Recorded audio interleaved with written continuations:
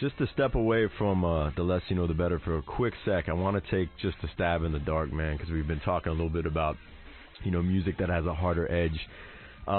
Somebody for me, when you talk about hip-hop and rock, who defined that to me was Zach De La Rocha. And I know he's been kind of MIA recently.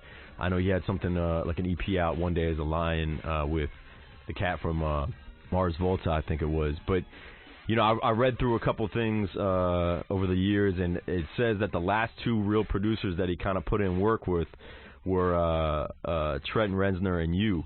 Have you heard anything as far as his, you know, him musically in the past couple of years, or no? Not really. I mean, I actually haven't seen him since the day he left the studio.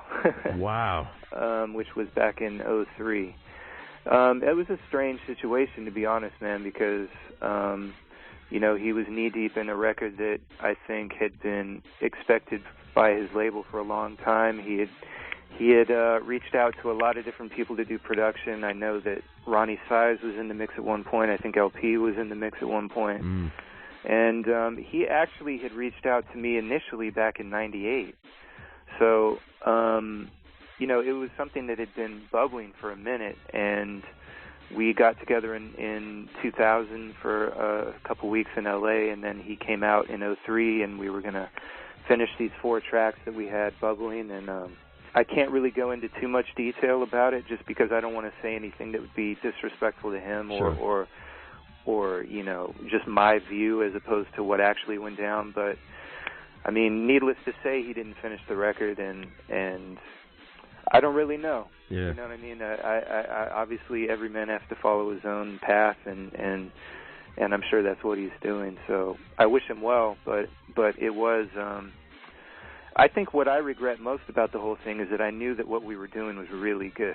Yeah, I mean, I only heard March of Death, which I think was put out maybe as a white label or something like that. Well, at my pleading, he leaked it on the internet. I think on the eve of the invasion of Iraq. Exactly.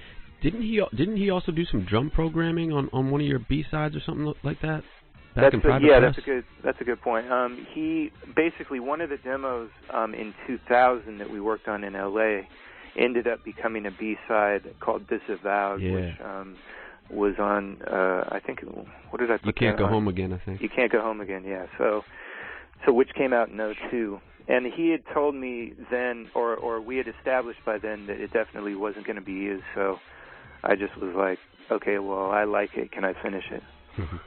I just, you know, he's got such a voice that I think needs to be heard. And I've just, you know, it's just come across lately to me like, where is he, man? Because I just miss it. But anyhow, sorry, I know it's a kind of a random aside. No. Yeah. I mean, I'd way rather talk about stuff like that than the 3 questions I get asked every time.